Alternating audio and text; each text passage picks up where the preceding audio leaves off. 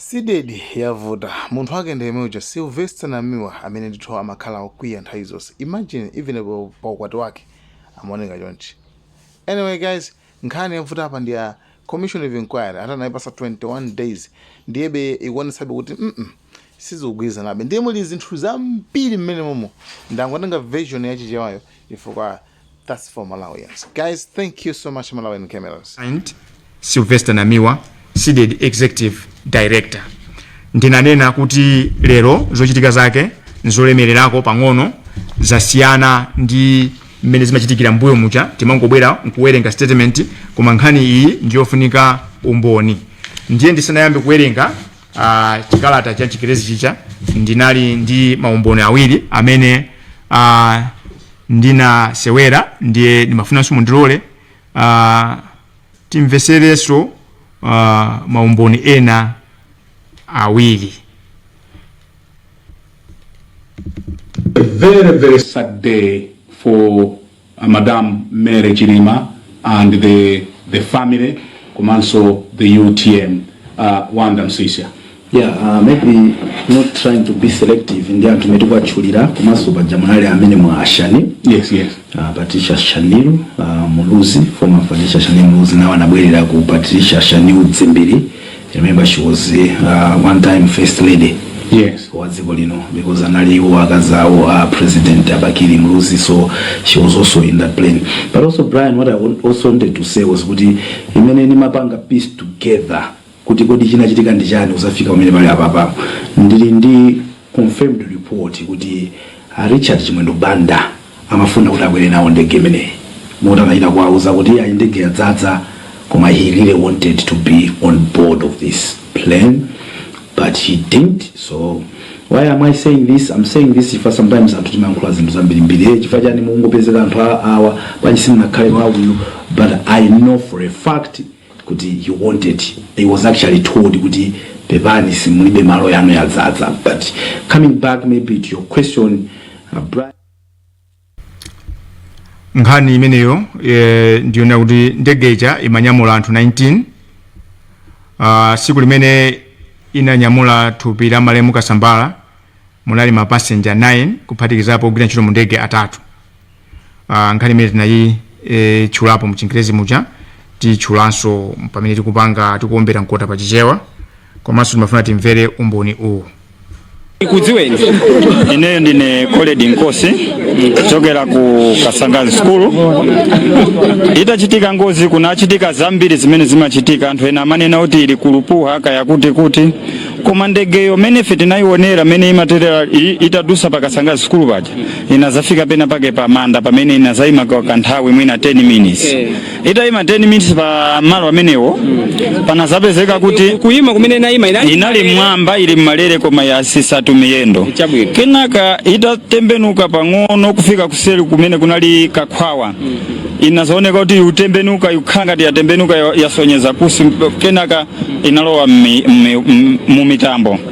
Kutembenuka kumene kunali kuti mwina upside down pa Chingereza. Sinali upside down koma inali khala ngati yaonesa kusi pang'ono. Kenaka italowa ku mitambo kuja ku inakhala ngati yasiya kuoneka.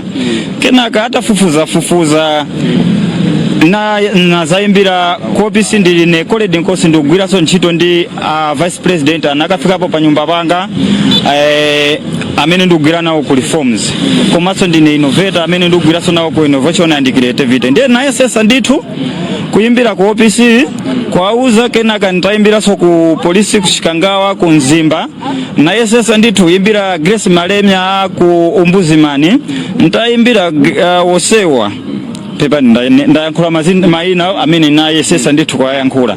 Kenaka nazaimbira tamandani wa kumibawa ndaimbira tamandani wa kumibawa ndi Osmas Malemya wa ku OPC. Kenaka nazapanga kuti iyayi titumiza mauthengawo ndiye mauthenga aja natumiza kwa kunzuzu chabwino ku PMF.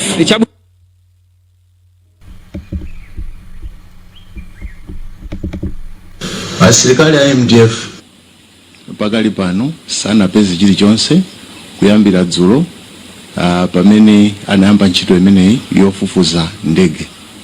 ndege imeneyi malingana ndi information imene ikupezeka kudzera kwa anzathu ena amene ali ndi magadget ofufuzira akunena kuti ndege imeneyi inachita crash mu area ya Chikangawa ndi asilikali athu achita concentrate ku Chikangawa kwambiri area ya Reply pamene pakupezeka tower ya Airtel komanso TNM. Iwowa anatipatsa umboni woti pakutuluka signal mu area imeneyi. Ndiye ife kumene tikuunguza ndege imeneyi ndi radius ya 10 kilometers kuchokera pa tower ya Airtel imene ili located kapena ndingane kuti imene ili pa Chikangawa.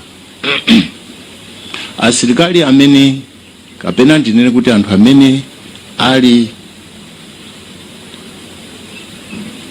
mu kufufuza ndege imeneyi alipo magulu angapo. Pali anzathu aku polisi, pali aku forestry komanso a civil aviation. Anthuwa anzathu aku polisi, a civil aviation ndinso a forest amenewa akuthandiza ndi zina zonse zimene ali nazo. Ife MDF tinapitiriza usiku wonse kuunguza kuti mwina tikhoza kuipeza koma mmene ndanenera sitinapeze kena kalikonse mpaka pano. Pali zovuta zingapo zimene tikumana nazo. Choyamba ndi forest ya Chikangawa kumene kukutchulidwa kuti ndegeyi ikhoza kukhala kuti inagwera, kukoneka kuti kulibe anthu. Ndiye ndi kunkhalango yoti ndikovuta kuyenda komanso kuoneka kuti nkhalango ndiyokhwitima. Chachiwiri mmawa uno ndi nkhani ya nyengo ku Chikangawa kuli fog, ndinganene kuti kuli nkhungu. Ndiye nkhungu imeneyi ikutipatsa vuto kuti tithe kuona bwinobwino pa ground. Nkhani yachiwiri ndi nkhani ya chithandizo chimene chikuchokera ku maiko ena. Maiko ena oyandika nafe chita pledge kuti atithandiza ndi ma assets awo. Ma assets amene akutchulidwa ndi ndege, ma drones ndi zina zimene zingatithandize kuti tipeze ndege. Anthu ambiri akutha kumangonenapo andi kuti ifeyo zitithandize kuti tisakhale ndi chithunzithunzi cholakwika. Tikufuna kuti tidzimvera information imene ichokere kwa ife chifukwa ndi amene tili ndi asilikali kapenanso zida zotha kufufuzira bwino pa nkhani yoyang'ana ndege imeneyi. Amenewo ndi General Paul Valentino Phiri, mkulu wa asilikali ankhondo mdziko muno. Kanema ameneyi akuonesa nthawi kuti amayamba kuyankhula chamma 9:45.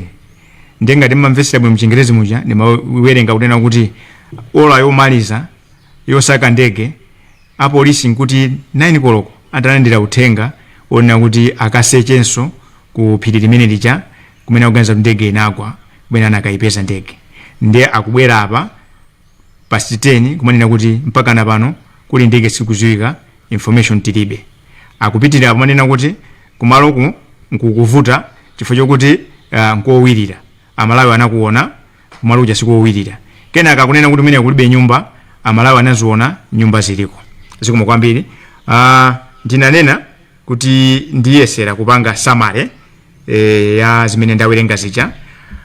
Choyambirira nchonena kuti amalawi kuzira mbungwe la SIDED takhumudwa kunena kuti sopano patha masiku 21 chibweresere report lopanda pake lija limene langotaya nthawi kuononga ndalama za Malawi. Palibe chinthu chimene aboma achitapo. Izitu zingophera mphongo pa nkhawa zimene Amalawi adali nazo kunena kuti cholinga chokhazikitsa commission ija kumangofuna kuti Achakwera ndi boma lawo aziyerese, koma sizinali chilungamo. Chifukwa cha chimenecho ife asidedi lero tabwera pano kusindikanso kunena kuti Dr. Lazarus Chakwera achose ntchito mkulu wa asilikali ankhondo Paul Valentino Phiri chifukwa chonamiza mtundu wa Malawi. Chinthu chachiwiri, Achakwera achose ntchito Moses Kunkuyu chifukwa chonamiza mtundu wa Malawi. Komanso achose Daud Suleiman chifukwa chonamiza mtundu wa Malawi. Achosenso ntchito Richard Chimwendo Banda chifukwa chonamiza mtundu wa Malawi. Chinthu china tikupempha boma limene lizabwere limene lisazakhalira Achakwera kunena kuti commission iyi imene amayisogolera Achaba Alide izafufuzidwe ndipo azayankhe mlandu onamiza mtundu wa Malawi. Komanso mukawerenga ripoti limenelo mutha kuona kuti latithandiza kuona zimene simaziona zobisika. Mwachisanzo pakuonekeratu kuti panali kugwirizana kwa mtunthu pakati pa imfa ya Arafu Kasambala ndi imfa ya Malemu Saulus Chilima. Tifanena kuti boma lina likazabwera osati losokozedwa ndi Achakwera lizafufuze kunena kuti chinachitika ndi chani pa imfa ya Arafu Kasambala. Amanena kuti wandisokosera nkulinga utamva. Ife ripoti limene tinalikana titangolimveserera ndiye leronso ndimafuna ndikupaseni ntchito kuti mugwire Malawi mukalimveserera ripoti lija ndiye mukawerenge mundivomereza kuti pali zinthu zina zimene zasinthidwa. Ripoti yalitawerengedwa ataona kuti Malawi apo tazipereka anakasintha ndiye ndikupasana assignment mukamvesere zimene zinayankhulidwa ndiye mukawerenge ripotilo mukaona kuti cholinga cha ripoti limeneja kunali kungwapaka phula m'maso a Malawi. Chifukwa chani tikunena zimenezo tatulusa mfundo pafupifupi 17. 1. Black box. Moses Kunkuyu pa 18 June 2024 adauza mtundu wa Malawi kwasimikizira kuti zonse zimene zimachitika mu ndege nthawi imene magwa tiziziwa chifukwa black box analata ichosa. Nimafuna ndinene pano kuti ndege zonse akumazipanga kuyambira chaka cha 1950 mumakhala chida chimene chima jambula mautenga onse kusonyeza kuti zonse zimene zimachitika mmene magwa ndege zilipo. Ndi Kunkuyu anasimikizira mtundu wa Malawi kuti zimene zazisunga bwino. Lero mukawerenga ripotilo amanena mobwereza kuti akanakonda commission iyi akanaona kapena akanamvesera black box. Ndiye tikufunsa kuti black box yo ndi chida cha boma. Mukawerenga ripotilo akuti ndege za asilikali sizokakamiza kuti mukhale chida chimenechi. Ndiye tiyerekeze kuti adachichosa. Amalawi amene alayinaka ndege imeneyo fa ndegeyo ndi chuma cha dziko akuyeneka kuti amve kuti black box inachosedwa liti mu ndege imene. Pano pa ili kuti commission idazipereka komanso idapereka Malawi posafusa funso limeneli. Ngati Kunkuyu ananamiza mtundu wa Malawi kuti black box ilipo ndifukwa chani Kunkuyu mpaka lero kugwira ntchito. Chinthu chachiwiri nkhani ya mafuta mu ndege. Mukawerenga ripoti la ku Germany likunena kuti mu ndege muja mafuta analipo ndipo pali mapeji angapo amene tapanga koti kuchokera mu ripoti limenelo. Koma mukawerenga bwinobwino ripoti ja likunena kuti pamene pagwira ndege paja sipanaoneke ulodontholo limodzi la mafuta. Commission wa akanakhala kuti ntchito yawo inali yofuna kuwazindikirisa Malawi choona akanafusa akanayitana mkulu wa asilikali ankhondo kuti auze mtundu wa Malawi kuti mafuta amene adachosa mu ndege muchokwana 3 hours ali kuti. Chichitikire ngozi ya kuchikangawa taonapo ngozi ziwiri za ndege kulilongwe ina kunkhotakota. Kulilongwe palibe anafapo, ya kunkhotakota tidata yapo mmodzi oyendesa ndege koma panaoneka ndithu kuti mafuta alipo kamoto kanaoneka. Posayida pompa taonapo maiko ena ndege inachita ngozi nkuphulika koma panapulumuka anthu awiri. Kuphulika ndithu kuyaka ngati bomba koma panapulumuka anthu awiri. Ina posayida pompanso mwapulumuka anthu pafupifupi 29 koma anthu anauona moto ndege ija ikugwa. Koma mukayang'anisisa pamalo pamene pamagwa ndege zimene ndachulazi panali pamwamba kwambiri koma ndege iyi akuti imagwa pamalo osapitirira mamita 4. Ndiye Amalawi afuna amve kuti ndifua chani Achaba Alide ndi makomishona ena simunafunse kuti ngati mundege muchamuli mafuta wali kuti tikamvaona ripotili mukudalira umboni wa Colonel Julius Mdokwa amene anakupereka maganizo ake okha zoona nkhani ya funikira ngati imene mukangotenga maganizo a munthu mmodzi okha ndi kupanga chiganizo. Nkhani ina yozizira thupi kwambiri ndi nkhani ya kusowa kwa magazi, malovu komanso mkozo kwa anthu amene adakhuzidwa ndi ngozi imeneyi. Akanakhala kuti commission imeneyi inalidi yofuna kutumikira Malawi, pamene paja ndi pamene akanachedwapo kuti mukutiuza kuti anthuwa adafera mu ndege. Kodi ndifukwa chani mukunenanso mu ripoti yomweyi kunena kuti mu ndege muja simudaoneka kungakhale dontho la magazi? Magazi apita kuti? Malovu apita kuti? Adawachosa ndani? Anthutu aonapo ngozi zosiyanasiyana. Pamene pachitika ngozi ngakhale ya galimoto pamazaoneka madzi apo oil, mafuta ena apo, komanso muthanki mafuta amazaoneka. Komanso anthu amazaona magazi, nkumalondola magazi kuti ngakhale munthu ina amaphupha anadusa umu, amaphupha napita uku, ndipo amalondola magazi. Apa zidachitika ndi chani? Ndifukwa chani commission imene munatenga mafunso onse a Malawi munaganiza kuti nkhani yozizitisa thupi ngati imene ya magazi musayilondole nkumakalimbana ndi zinthu zina zopanda pake? Nkhani ina tidauzidwa kunena kuti Richard Chimwendo Banda amafuna akwere nawo ndege, ndiye akuti ndegeyi adalesedwa kuti inazaza. Mukawerenga ripoti la akaswira za ndege ya ku Germany akunena kuti ndege imeneja malinga ndi mtundu wake imanyamula anthu 19, komanso ndegeyi oyamba kuyigwisa ntchito ndikomaliza si Malemu Chilima anthu amayigwisa ntchito. Komanso mu ripoti lomweli makomishonawa azika pambala mbanda kuti sanagwire ntchito yabwino ponena kuti mmene imapita kumzuzu itanyamula thupi la Malemu Lafuka Sambala idanyamula mapasenjala 9 osawerengerapo anthu amene magwira mu ndege. Ndiye lero ripoti ili likudalira umboni wa mlembi ku ofesi ya wachiwiri kwa msukulu wa dziko lino Dr. Lake Sikwesi amene akutadalandira telefoni kuchokera kwa Azamba kwa apempha kuti akufuna malo a Chimwendo. Apapa nkhaniso yakoma zimafunika kuti a commission akanafunsa bambo Wanda Msisa kuti kodi amene anakuuzani kuti ndege ijazaza anala ya Colin Zamba kapena Richard Chimwendo Banda, chifukwa zaonekeratu kuti umboni umene anapereka Dr. Lake Sikwese ngwaboza, chifukwa ripoti lawo lomwelo likunena kuti dzulo lake ndegeyo idanyamula anthu 9 kuphatikizapo thupi la Malemu Lafuka Sambala.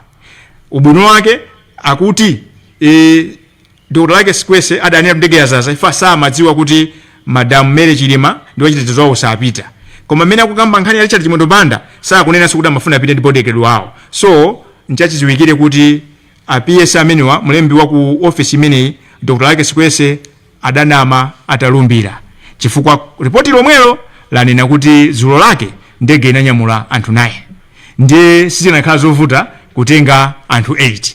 Tikumbusane pano kuti pa anthu 9 amene anatayika aja anthu 3 amagwira ntchito mu ndege muja, mapasenja analemo 6, kusonyeza kuti kanakhoza kuanyamula Richard Chimwendo Banda komanso kanakhoza kunyamula Mai Mary Chilima ndi msilikali wawo akanakhalanso 9 ngati anthu amene anyamula dzulo. Choncho ndi boza la mkunkhuniza kuuza dziko kunena kuti Dr. Lake Sikwese adanena kuti ndege ijazaza. Apa amalawi akhoza kunena kapena kuvomereza zijama kayikira kuti anthu ena madziwa kuti ndege ikagwa, ndifake samafuna kuti anthu ena akweremo. Umboni umene ukusimikizika chifukwa commission ikanawauziratu pompo Dr. Lake Sikwese kuti iyayi anthu atuuza kuti dzulo ndege inali 9 ndiye sizikanakhala zovuta kunyamulanso anthu ena 9 kapena kunyamula anthu ena ochepera pamenepo. Tsopano apa pakubwera nkhani ija ya chipepeso tidamva kuti mu ndege muja munali 5 million. Ndiye Dr. Lake Sikwese ngati anama pa nkhani yoonekeratu ya malo mu ndege tingakhulupirire kuti ndalama ija adaperekadi 5 million ya chipepeso adaperekadi kwa Chilima. Ndiye commission ingankhulupirire bwanji munthu ameneyi kuti umboni wake ukhale ugwirika mu ripoti lofunikira ngati.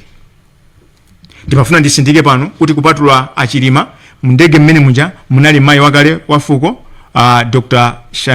Patricia Shaniru Dzimbiri, komanso munali asilikali ankhondo a polisi komanso akuluakulu ogwira ntchito mboma. Nkhani ina imene tikanakonda kuti akanakhala kuti commission ija imagwirira ntchito ya Malawi akanachita chilipo nena kuti ndifukwa chani sidatenga 24 hours kuti akapeze pamene pagwira ndege, pamene chikhalirecho mu ripoti lawo lomwe akutuuza kuti telefoni imodzi ya dokotala amene ali mndege muja imayitana pa nthawi imene ngozi imachitika. Nchachiziwikire kunena kuti zida zonse zofalisira mauthenga m'Malawi muno aini yake ndi amakra. Ndiye malinga ndi umboni umene tili nawo umene tisewerepo mpa, nduna yofalisa nkhani a Moses Kunkuyu anauza dziko kuti amakra atathedwa nzeru adapempha makra ya ku Tanzania, ku Rwanda, komanso ku Angola kuti wathandize. Kumafunso kumanena kuti chifukwa chani atathamanga kukafuna thandizo kunja osafunsa ku Airtel ndi TNM amene ali aini yake amatawa amene anali pamene paja. Funso kumafunsa kuti chifukwa chani anthu anakayamba kumakasaka ku Usisya, kumakasaka ndege ku Embangweni pamene ali ndi umboni ogwirika kunena kuti foni ya dokotala Dan Kanyemba imayitana. Apa Amalawi tiuzane kuti tinanamizidwa. Anthuwa amadziwa pamene panali ndege. Umboni umenewu ukuvomerezekanso ndi zimene anayankhula Valentino Phiri kunena kuti inali 10 km radius.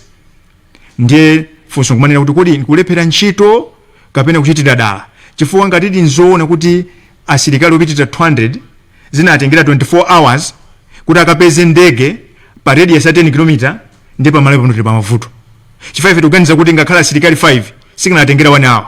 Chifukwa chikhaliro chamadziwa kuti sigino yomaliza ikuchokera pamalo apa. Choncho tikudabwa kuti mpaka na lero Daud Suleiman akugwira ntchito pamene ananamiza dziko kutulusa nambala 261 kuuza mtundu wa Malawi kunena kuti amene atayione ndege ayimbe foni, chikhaliro cho akudziwa kuti information ali nayo. Tikudabwanso kunena kuti mkulu wa asilikali wankhondo akukhalabe mwagwira ntchito kuzafika lero pamene chiziwikiretu kuti either anasunga information kapena adapangira madala. Choncho tifuna wina wake afotokoze kuti ndifua chani zidatenga mpakana maola 24 kuti tikayipeze ndege imeneyi.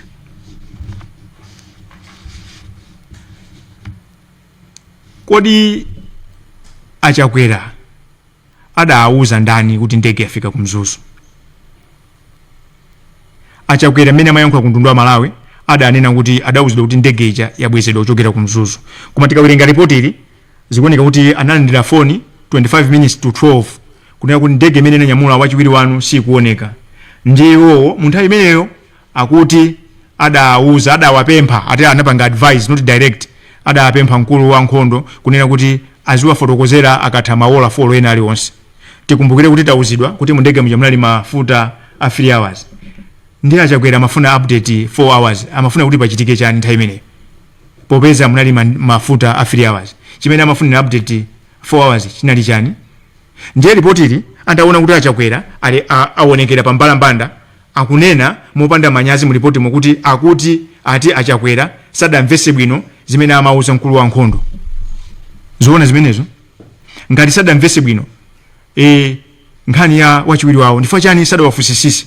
Mu ripoti lomwelo akuziperekanso akunena kuti mkulu wa nkhondo adanyamuka kupita ukauza Achakwera pamaso atayankhulana pa foni. Ndiye ngati sanamvese bwino pa foni ndifua chani sanawafusisise bwino pamaso ndikumaka yankhula ku mtundu wa Malawi mbanda kucha ngumanena kuti ndege ija ayibweza kumzuzu.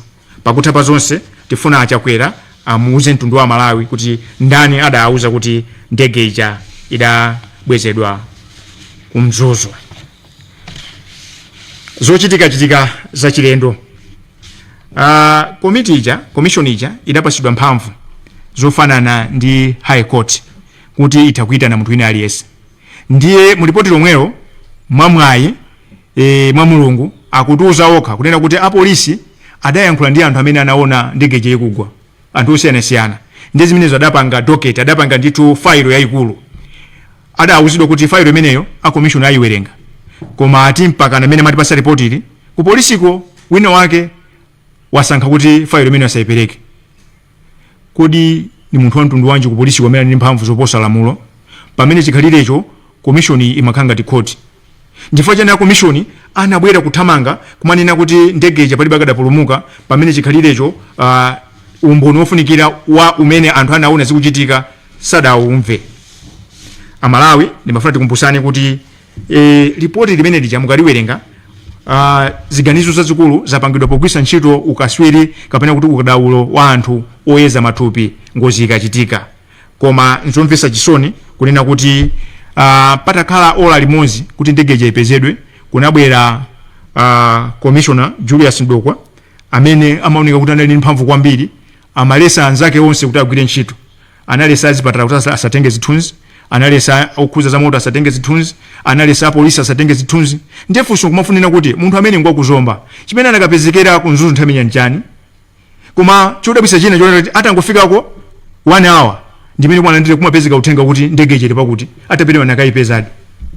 Anthu amene anayeza matupi amenewa amadandaula kuti amafunika kuti akafike pamalo pamene panagwera ndege, amafunika akaone ndege chimene inalili, koma sanakwanise kutero. Nde atalephera kupita kumene kucha mwayi wina kuti apeze apange ziganizo zolondola unaliona kuti ayankhulane ndi anthu amene ali pamalo paja adakafika poyambirira chifukwa ndege ino itasunthidwa, matupi ena atasunthidwa. Nzomvetsa chisoni kuti omwewa Julius Ndokwawa amene anakaona zinthu zija sanakaperekenso information kwa anthu oyeza matupi. Kutoko kumafuna ndikuuze na mayi ndi abambo kuti zosatira zimene zili mu report imene alemba zokhuza kafedwe ka anthu kamene kaja nzosadalirika, chifukwa commission yanena yokha kunena kuti anthu amene amayezawo amadandaula kuti sanapasidwe zipangizo zoyenerera. Ndifunso kumanena kuti ndifua chani munthu yamakaniza kuti zinthu zimene zimafunikazo zomwe zimakanizidwa munthu amene oneka akapite akapereke umboni sana akapereke. Ndifua chani mpaka na pano munthu amene atamwita na commission anakangomufunsa funso limodzi lokhuza mafuta okha kuti ndifua chani ndege sida yake. Ife tuganiza kuti munthu ameneyi amachitira da amabisa umboni. Ndiye tikudabwa kuti patha masiku 21 kuzafika pano palibe chimene chachitika. Nkhani ina ndiona kuti malamulo amaneneratu kuti munthu ukapezeka ndi katundu amene ukulephera kumfotokoza kapena amene akuganiza kuti wasowa pena pake kapena ukapezeka ndi katundu wa boma umayeneka ukabweze. Mulipotira kutiuza kuti mfuti imodzi ya mmanja inasowa pamalo pogwera ndege inakapezeka ndi msitikali wina ku Mzuzu. Chilengezere izi sitilamvepo kuti munthu amene amuyita kuti akamfunsa mafunso awiri atatu. Pamene chikhalire tikuziwa kuti kupezeka ndi mfuti opanda zipepala zovomerezeka ndi mulandu. Kodi malamulo asintha? Kodi akupangira kuti amene ndi msikali wa nkhondo kapena malamulo ku Malawi ayamba kuyang'ana nkhope? Nkhani ya zoyankhula tanena kale kuti mkulu wa nkhondo Malawi muno apo Valentino Phiri adanama kuntundwa Malawi kuti kumalo kucha kunalibe anthu koma anthu analiko. Ndiye zodi yake idakwanisa kucheza ndi munthu mmodzi akoledi Nkosi amene kanema wake tasewera pompano akunena koyamba kuti kumene kucha kunachitika zambiri. Mawu okhawa ungone kuti kumene kucha kunachitika zambiri. Ndili mu commission muja ine ndinaitenga clip imene yokapereka ndipo nakapasa a Monsinyo Thawale. Koma nzomvetsa chisoni mukawerenga ripotiro zimene akuti akoledi Nkosi adanena ati amaganiza kuti ndege ndi akauniuni. Zina zonse zija maina onse anthu atchulacha mukayang'ana pa ndandanda wa anthu amene anaita ndiwo takafunsidwa mafunso sadayitane. Kodi sadayitane chifukwa chani? Komanso tikuwerenga ripoti tikumvesedwa kunena kuti kufufuza kudayimisidwa. Anayimisa ndi mkulu wa polisi chigawo cha Kumpoto. Mukayang'anisisa bwinobwino maumboni anthu amene anayitanidwa Kumpoto zina lawo palibe. Mukalipeza zinalo akupezeka kuti adayitanidwa ku Lilongwe Aluhanga. Ndifua chani commission inaona kuti ayitanine kunoko ku Lilongwe. Komanso pali nkhani ina imene inachitika kuti zitaziwika kuti ndege yasowa iwo adalamula kuti ndandanda wa galimoto zimene amayendera malemu chilima azichose pansi wakazibisi. Kodi chiganizo chimene adapangiranji? Tuganiza kuti amenewa akanakhala anayitana kupita pa commission imeneyi akanapereka umboni oyenera ofunikira kwambiri. Ndinanena mu Chingerezi muja kuti ma commissioner amenewa amalimbana ndi zinthu zina zopanda pache kusiya zinthu zofunikira kwambiri. Mwachisanzo akutuuza mu report lomwe kuti matupi ena amene anapita ku Sunset malo osungirako matupi anapeza kuti anthu akumene kugwira ntchito kumeneko asadauzidwe adasambisa maliro ndikusoka zilonda zimene patupi pawo opanda kuziwa wina aliyense. Uwotu ni mulandu. Adapalamula mulandu. Koma Malawi akuzifunsa kuti ndifua chani masiku 21 chitulukire report ili palibe ni munthu mmodzi amene wamangidwa. Amalawi misapusisike anthu ogwira ntchito kumuchale sangangozuka nkuyamba kumagwira ntchito yake ngati imeneja opanda kuuzidwa. Izi zidachitika madala kunena kuti anthu abise maumboni. Izi zikugwirizana ndi zimene anthu akuyankhula kumalo kumene kunagwera ndegeja kuti akamva zinthu zikulira ngati mfuti, akamva zinthu zophulika, amamva ndegeja ikulira ngati matrakita. Koma mukayang'ana mu ripotiro mupeza kuti zinthu zozizisathupi ngati izi makomishona aja analibe nazo chidwi chawo chinaliponena kuti kodi anachembula zithunzizo zili kuti, chidwi chawo chimene chaonena kuti anthu adagenda coffin. Inde ife asidedi sitimayikira kumbuyo nchitidwe ophwanya malamulo, koma nkhani yosambisa maliro opanda umboni, opanda kuuzidwa, kumasoka zilonda zapathupi la maliro opanda kuuzidwa, mungayerekeze motani ndi nkhani yogenda coffin. Maliro kapena kuti anthu ndege kusowa 24 hours mungayerekeze banji kulemera kwake ndi nkhani yoti anthu amagenda munsewu. Ndifatena kuti komishoni iyi idagonera ponena kuti isuke mayina a anthu ena, isuke mbiri ya anthu ena, koma chilungamo adasankha kuchitaya.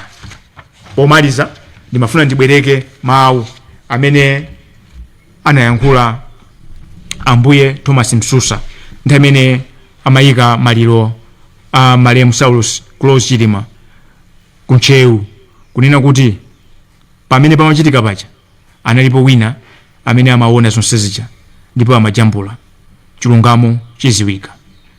Pomaliza penipeni ndinanena kuti tikwafusa achakwera kunena kuti achose anthu amene taatchula aja, chifukwa umboni ulipo kugwirika kuti adalephera ntchito, umboni ulipo kuti ananamiza ziko. Ndiyo achakwera ngati president sangakondwere mwagwira ntchito ndi anthu oti ngosakhulupirika, koma usogoleri wina umene uzabwere kupatula wa chakwerawo uzafufuze commission of inquiry yonseija kuti kodi cholinga chawo ndi chani, kusiya kulimbana ndi zinthu zinatumphuka zikuluzikulu ngati kusowa kwa magazi, kumveka kwa mfuti kumalo kuja, kusowa kwa mafuta mu ndege, kusowa kwa black box, nkumalimbana ndi zinthu zing'ono zimene amalawi analibe nazo chidwi kwambiri. Komanso ndifua chani apolisi akulangatali pamwamba palamulo kukaniza commission imene masidwa mphamvu ngati high court kuti asapereke zimene adafusa. Pomaliza penipeni ndimafuna ndichenjeze kunena kuti dziko lino ndi dziko la ulamulo wa democracy. Choncho kantima aka komafuna kuti anthu asamayankhule kalibe space ndipo sikavomerezeka. Ngati mukumbukira bwino nthawi imeneja kudamangidwa anthu kuphatikizapo mbusa. Ife timayembekeza kuti mukaona ku list ya ndandanda wa anthu amene anayitanidwa tiona mayina awo kuti anthu amene akaperekere umboni yakulibe. Mukabweranso kuzaona umboni umene apereka Khalid Nkosi kuti anayimbira chikangawa polisi, timayembekeza kuti commission of inquiry iitana officer in charge pa chikangawa polisi udauda zotani.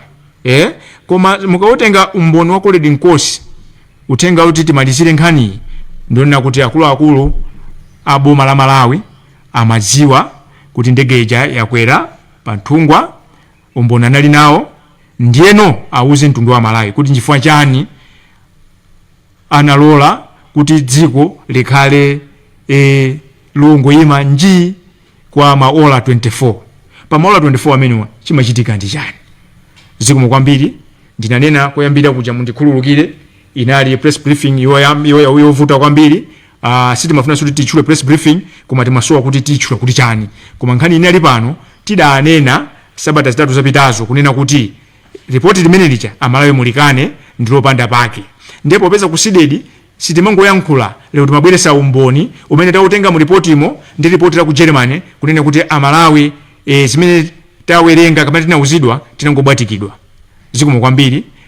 Sikuti ndinali ndekha mchipinda muno ndi mzanga niwangofuna ndipase 30 seconds tabwera pano nkale muphere mphongo pa zimene ndayankhulazi mawanu ndotani 30 seconds.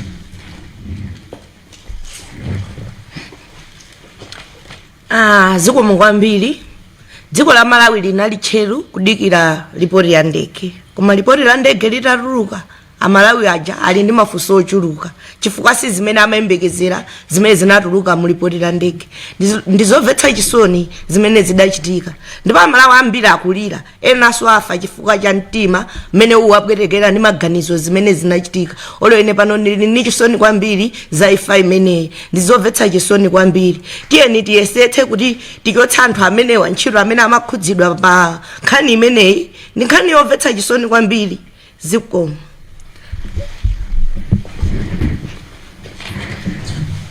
Ndimafuna ndisindike kuti lero ndi siku loyambirira anthu kuyamba kugwira ntchito m'bomamu tili ndi press briefing sabata ino tiyembekezere kuti tikhale ma press briefing osachepera atatu mziko muno mwalo wa chibwana pali zinthu zingapo zimene ndifunika tiwombe nkota tisanapite ku chisankho cha 2025 pali zinthu zoti tizikonze chifukwa atsogoleri athu amatitola zambiri zimene zimachitika mdziko muno sizingachike kwina kulikonse ndine mafuna ndauza chakwera kuti ngati sachosa mkulu wa nkhondo apo Valentino Phiri ngati sachosa akunkuyu ngati sachosa Daud Suleiman ngati sachosa Richard Chimwendo Banda ngati sachosa PS Asikwese ponamiza commission ndiye kuti iwo achoke ndibwereze pamenepo two things ngati achakwera sawachosa anthu amene tatchulawa umboni ulipo tasiwera pano ananamiza dziko ndiye kuti ayeneka kuti achoke ndi achakwerawo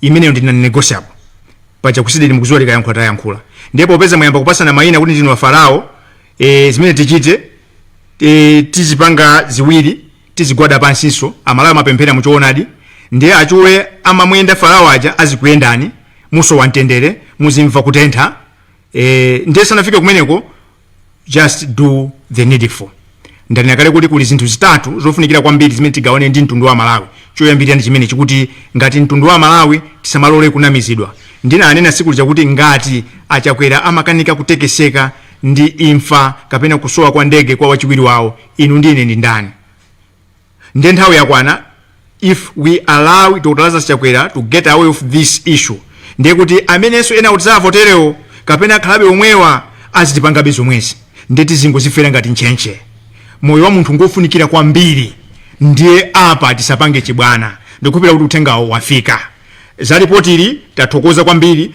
languti ponjezera mafunso komanso tizipasa zipolopolo lero tikuyankhula pano kuti Dr. Sikwese adanama tikuyankhula pano kuti Achimwendo adanama chifukwa umboni ulipo umboni uli mu ripoti andi ndifuna tiyankhulenso pano kuti commission iyo idanama nifatenera kuti boma ili likazachoka likazabwera boma lina commission imene ifufuzidwe ndiponso anthu amene ajazamangidwe ndisakomedwe kuyankhula koma ndimufuna ndisindike sinabwere pano kutayisa nthawi ya Malawi nkhani ndifunikira imene ndabwera pano ndiyofunikira komabe ndisakuphereni ufulu wanu wofunsa mafunso. The floor is open.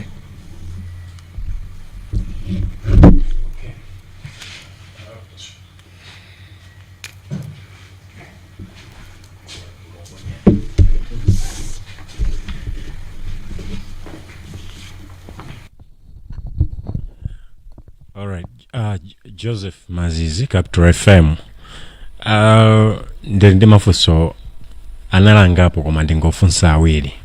Funso loyamba ndi kuti nkhani ina mwango ichula mopetsula kwambiri koma ikuoneka kuti mwayatsa moto wina zakafukufuku wa imfa ya Ralph Kasambala mukuti nchifukwa chani ikufunika kufufuzidwa nsomodeka zikugwirizana bwanji ndi ngozi ya ndege malingana ndi mmene inu mwapezera mauthenga anu. Nkhani ina yachiwiri ndi nkhani yokhudzana ndi anthu amene mwanena kuti achotsedwe ntchitowa kuchokera mwina 2020 kufika pano inu amene komanso amabungwe ena ndi anthu ena mwina andale akhala akutchulako za anthu ena amene mtsogoleri wa dziko lino akufunika kuwachotsa pa ntchito zawo pa maudindo awo ena nduna za boma ena ogwira ntchito mu ofesi za boma koma palibe amene anachotsedwako chifukwa chokuti anthu mwanena kuti achotsedwe. Nchifukwa chani mumakhalabe ndi mphamvu zomamuza mtsogoleri wa dziko lino kuti achotse anthu pamene palibe chimene chimachitika? zikomo kwambiri. Tifunso lomalizalo chifukwa chake chimodzi Dr. Lazarus Chakwera anali mkulu wosusa ku nyumba ya malamulo, anali president wa MCP, nthawi imene ankayankhula za nzeru zogwirika chifukwa chaonera kuti ku Malawi kuno tili ndi ulamulo wa democracy. Ndiye mu ulamulo wa democracy mphamvu aini yake ndi inu ndi ine ndi amene akutimvera. Achakwera anachita kuchichonderera, amachita kugwada, akuluakulu mundivotere, mukandivotera ngizasintha zinthu, ngati sindisintha zinthu in 2 years zapanga resign. Ndiye chimene tikuti pasa mphamvu ndi section 12 ya malamulo akulu a dziko lino. Achakwera timu yawo yonse yanga ntchito yathu timalipira, they are not doing us a favor. Ndiye ife olemba ntchito fe tikuyeneka kuti azipanga according to our aspirations and goals. Ndiye no ntchito yo ili ma condition mphamvu tina apasa zija, they can only govern on trust. And there has to be sustained trust. Now the question is, how do you trust individuals that are good at peddling lies? The answer is you cannot trust them. Therefore, anthu amene amadana ndi ma checks and balances amadana ndi ma ultimatum. Kumama kakutenga uwafika. Ndeka ya Chakwera amva kaya samva ifanana kuti apapa he has 2 options. One, to fire these people or he should go. Ndibwelezi pamenepo. Ndani nakati kwa pali nkhani zina ziwiri zimene sotibwerese topical issues. These are serious issues. We need to resolve them before chisankho chapa 16 September chaka chino. Nkhani ya ndege tipange conclude for posterity komanso to preserve the integrity and dignity of citizens. Tikangusiya pamene popo president azikhandi lecture makangopanga piki kuti uyo aphedwe siti kufuna zimenezo. We need to preserve our democracy, we need to preserve our dignity. Choncho kaya tapanga ma demand otani kaya matani komano ukhala cheteko usavomenako ndi impunity and executive arrogance that does not have space in a modern day democracy. And msogolero kuti ukulamula mu chilungamo ukwafuna anthu omwe akuvotere ndifo chani kuti usikachita chipongwe anthu awata makhanga tachita kwatuma. Ndiye ifeyo timene kuti pasa mphamvu ndi malamulo a dziko lino fa dziko lino ndi la democracy yagona pa section 12 imene kuna kuti mphamvu zimene kugwisa ntchito Achakwera tango abwereka komanso timalipira kuti kwewa achanga ntchito athu koma amakulu a mtima amachita mwano chifukwa kuti amaziwa kuti Malawi timangoyang'ana fatanena kuti nkhani isitiyang'ana nkhani ya ngozi yakuchikangawa siitha ngati imene muganizira kuti itha ayi chilungamo chiziwike anthu amangidwe anthu achotsedwe ntchito. Nkhani yonena kuti pangidwe kafukufuku pa imfa ya Rafu Kasambala. Ripoti yomwe ija ndapereka chisanzo chimodzi. Ndege imene inanyamula thupi la Rafu Kasambala tinawuzidwa kuti munali anthu 9 mapasenjala ogwira ntchito atatu anthu 12. Ndiye ife kuti ndege ija yabwera ikuzanyamula vice president Saul Scrolls Chilima akuti yasintha mipando. Pamene chikhalecho mukalinga ripoti ija kutiuza kuti ndege ija ili kunzuzu amayiteteza palibe analowamo. Ndiye mipando anayisintha nthawi yanji kuti alake sikwesa akauze dziko kuti malo munalibe. Paniso nkhani ya mukalinga ripoti ilo akukambapo zona kuti ndege ija anayipanga hayala ndi munthu wina nzawo wa Rafu Kasambala sakutchulidwa. Msuko muno makhamuchitika maliro. Ni maliro angati mudamva kuti anyamulidwe pa ndege ya asilikali. Sindi kunyoza koma tinkufuna mafax panopa. Msuko muno makhamuchitika maliro osiyana-siyana. Kuna tinataya Malemu Gudo Gondwe, a celebrated politician. Maliro anaenda pa ndege. Tataya nduna zingati za boma. Maliro anaenda pa ndege. Ndiye ifanya ndege inatuluka nthawi kuti nyengo sili bwino. Pali chifukwa cha nthawi ndikanakonda ndipange ndisewereka nema apa adafusidwa funso amlelemba Emmanuel kuti ndege inali yabwino kuti ndege inali yabwino. Ndiye anafusa wayana chunga kwa afusa amlelemba kuti anapanga ndani chiganizo kunalibe ma projection timaona za nyengo masiku ano kuti mawa kugwa mvula chaka chino mvula ivuta ndifukwa chani anthu analolera kuti ndege imene ikatuluke pamene kuti nyengo sili bwino. Pamenepo ndimene pali mafuso kunena kuti nkhani imfa ya Malemu Rafu Kasambala ikukuzana kwambiri ndi imfa ya Malemu Saul Chilima ndi anthu ena 8 acha. Sindifuna kuyankhula zambiri chifukwa zikhala zongoyankhula ifatanena kuti boma alita abwere akachoka Achakwera azayambire kufufuza commission of inquiry ili ajaba alide ngati pali milandu akayankhe. Chachiwiri akhazikise commission yogwirika azafufuze imfa ya Rafu Kasambala imene chimabweresa mafunso ochuluka kwambiri koma Malawi mbiri nkhani yatinangoisiya kungoyang'ana. Kachikena commission of inquiry yeniyeni zachitikenso pa nkhani ya imfa ya Saul Chilima ndi nkhani yaikulu sinkhani yoti ngati dziko tingangokhala ayi pangatalike. Mukukumbukira mu 1983 imfa ya nduna zitatu komanso phungu mmodzi. Commission of inquiry inachitika patatha zaka 12. Ndiye timanena kuti in this era and age sitimafunikanso tifike mpakana zaka 12. Nthawi imeneyo kuna dictatorship pamene panopa kuli ufulu. Zonse zimene zili apasi anthu ali nazo andi maumboni ali nawo and achakwera ndipo malawa sazione kuchenjera ayi. Zikomo kwambiri. Ndine Winston Kaimira kuchoka ku Zodiac. Ndi funso limodzi mukamba za report limeneli la Commission of Inquiry kuti siloti amalawi angaligwiritse ntchito. Nchifukwa chani mugwiritsanso ntchito report lomweli popeza zinthu zina kuti akuti ananama pamene patatiunikirani bwino amalawi asiligwiritse ntchito koma penanso mukambanso za report lomweli kuti mmene mukuonera awate wachonse chifukwa report lipeza zoti ananama akapita ndapanga zakuti pamene papataunikirani bwino amalawi agwiritse ntchito. Kuteroko tatigwiritsa ntchito kupeza umboni onena kuti report ili yosayenera kuti iso anthu alikhulupirire. Tatigwiritsa ntchito kuonesa kuti adanama. Ndifake ndimawerenga ndimachita koti mapeji kunena kuti amene akususana nafe apite akawerenge report ilo fa mulandu unaliwonso mafunika umboni.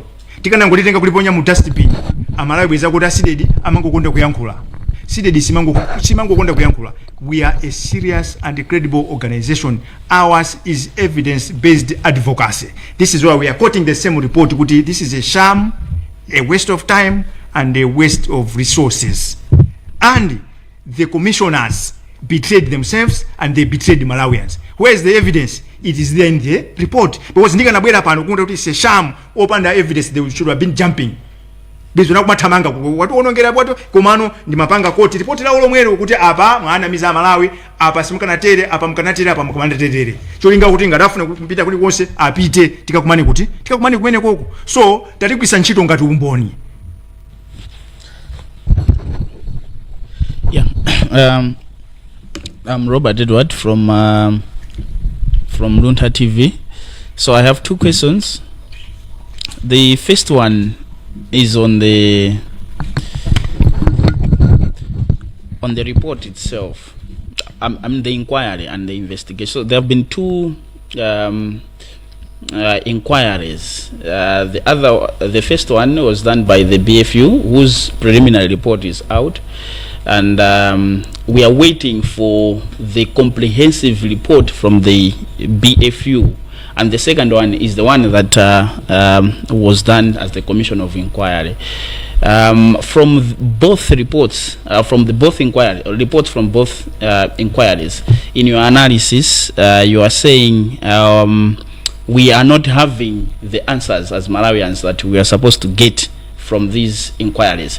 Are you perhaps calling for another investigation, probably to be done by a group of people or individuals who are going to look into possible criminal elements or actions within the circumstances that lead to the plane crash and the death of the one deceased? Are you calling for something in that specific manner? That's the first one. The second question is, we know for a fact that you, as Mr. Namiwa, were given the opportunity to be in the Commission of Inquiry. You rejected the offer after being there for some days. Wasn't that a missed opportunity for you to be there to fight from within and not choosing to fight from without?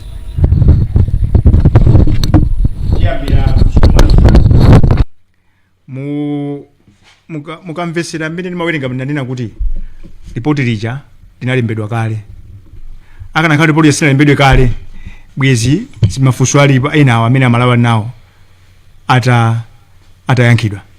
Ndimafuna ndawuza Malawi kuti kupatula kuti anandisanga nkhani mu commission muja anandiyita naso muone ku annex kumapetoko zinalangalipo zonse zimene nakapereka palibe chimwe zimene chayankhidwa. Ndimafuna ndibwereze pamenepo. Kubwerera ku zifukwa zimene ndinachokera, ine ndimakonda kupanga zinthu poyera. Lero tili live pano, siti kubisala. Ife sitimapanga mavieni kuchipinda aya kapena kumayankhula ife tuli kutali ya tili kuno kulilongwe ndikuyankhula pano because I know I'm a free person I know Malawi is a democracy, complete with rights and freedom of expression and opinion. Now, I'm a strong supporter of transparency and accountability. And like me, if you go and check the terms of references, they said we should conduct a public inquiry. Secondly, the law, the Commissions of Inquiry Act, it gives that provision that the commissioner should decide to do a public commission of inquiry. What is the public commission of inquiry? Taitana commission of inquiry yaitana apo Valentino Phiri. Amafuna akana afusa poyera Malawi mukuona. We have got a shining star in this South Africa. Kulibe nkhani mena makambirana kumbali. And ngati mukumbukira bwino akufamily akubanja kwa Malemu Chilima anapempha kuti zokambirana zikhale pa mbalambanda kuti munthu akamanama Amalawi azoti wanamandi uje. Izi zikanathandiza kuti report japotuluka Amalawi akhali kuti alivomereza. Zikanathandiza kuti anthu aja akhulupirire anthu amene alimene muja anthu amakayikira kale. Ndiye mafuna mudziwe kuti kumene ujama kwisa ntchito amati collective responsibility. Kusonyeza kuti fighting from within usakanatheka because ndina amenya nkhondo ziwiri. Ndiri nkati muja yoyamba kunena kuti tikhale aliyese azimva nimafuna inuyo aluntha azodiac at times ndani mukhale pamene pajapo live anthu azimvera makomishona zanga anavota kukana no. So mukavota iwo kagwanayo sindiye kuti chinthu chathera pomwepo anthu aja mapitirira. Chinthu chachiwiri nanena kuti nthawi imene mwatipasayi kuti tipange report pa 30 ikuonesa ngati kuti report lilipo kale fa ntchito nja ikulu commission yasu inakana. Ndiye mwamwa ya commissioner ena adabwera nena kuti ya koma commissioner namiwa kunena zoona nthawi njochepa ndifuke munaona adakapempha nkuonjezera. Ndiye fighting from within sakanatheka 1 2 munthu kumapanga chinthu chonse makhani chiyembekezero munthu ndi mkatolika ndi mkristu weniweni ndikamakamba zaboza I struggle with my conscience. I'm one of the very few Malawians who has got a life conscious. Njeno anthu mwapasidwa ndalama mufuna mufuze mafuso oti mwayankha Malawi. Ndiyeno inu nomwe muganize kuti mzikakambirana zinthu kuchipinda mufuna mubise chani pali nzeru pamenepo. Naona ine kuti sindingakhale mu commission ya anthu ena kuti lamulo likupereka mpata ma terms of reference kupereka mpata ndiye ineyo ndikakhale nawo mu commission tizikafufuza zinthu mu ndima nimakonda kupanga zinthu poyera. Ndifake ndinapanga chiganizo choona kuti Amalawi anzanga sindikwanisa kukhala muchani mu commission of inquiry imeneja. Munafusa fuso lino kuti mukufuna pakhale kauniuni wina mufuna neno kuti pa Chingerezi mamveka bwino. The mandate of that commission was to inquire. Kungofusa kusokolosa zinthu nkuzunjika poyera. Ndiyeno anthu ena mwachisazo ngati ma criminal investigators bweza akubwera ano ndifaye tabwera lero after 21 days fama siku awa cheteyi sikuti tinatania timayangana kuti timva kuti anthu ajana soka zilonda osauzidwa aja anapalamula mulandu bwanji kwa amanga uja anatenga pistol uja bwanji kummanga uja makaniza anthu kujambula zithunzi uja bwanji kummanga timayembekeza akanakhala kuti report linali mchoonadi mmene tinatuluka muja pa 14 pa 15 tikanamva kuti auje amanga komanso achakwera tikanamva kuti achosa ntchito akunkuyu achosa ntchito General Phiri achosa ntchito Daud Suleiman fa choonamiza fa it is documented. So mukandifusa ndifaka kitabwera lero 21 days later kunena kuti imeneja imafuna ingobweresa zinthu pambalambanda iziponye apo. Ndiye ma state agency aziona kuti apo pali mulandu koma popeza sanatere ndiye ifeyo zimene tinaanena zija kuti Amalawi musayembekezereko kanthu zinthu za mafuna angu ayeresa achakwera ndipo Malawi ndifake lero maona kuti pali zambiri zimene zikuonesa milandu malingana malamulo aziko lino komayi asankha kuyangana kumbali mmalo mwake mopanda manyazi amatuza kuti Amalawi basi vomerezani. This is a democracy. Kuvomereza zinthu samakakamizana. Andi nchitiro kakamizanawo ndimene kuwapasa Amalawi mafuso. Andi mafuna ndikuuze kuti ripoti ilili labweresa misonzi kopya Amalawi pa 14 December pacha adalira ambisa na jensima kuposa mmene zinachitikira pa 10 ndi pa 11. Fati mayembekeza kuti achakwera mmene amayankhula mucha amayankhula kuchoka pansi pa mtima. Koma lero Amalawi amva chisoni mmene munali abusa atu awiri. Abusa awiri wansembe mmozi. anthu amayembekeza kuti kumene kutumphuka zinthu samayembekeza zimfa kuti mtege muja anthu analibe magazi nkhani nkuthera pompo chaza ndiyani aziuzira kuti mndege muja mlali mafuta a 3 hours koma ngakhale dontho pamene panalibe komanso ngakhale kungowala pang'ono ngati mmene mawalira cheso sizinatheke koma zinthu zija mukazionenso za ndegeja mmene yatemekera ndiye mukaone ndege zagwa pakati apo pali ndege ina inachita kugwa mmwamba koma mutati muone mmene yapanyikira simukayerekeze ndicha ndifatanena kuti chilipo ndipo chimenecho amalawi azachiziwa koma sikale zikomo kwambiri.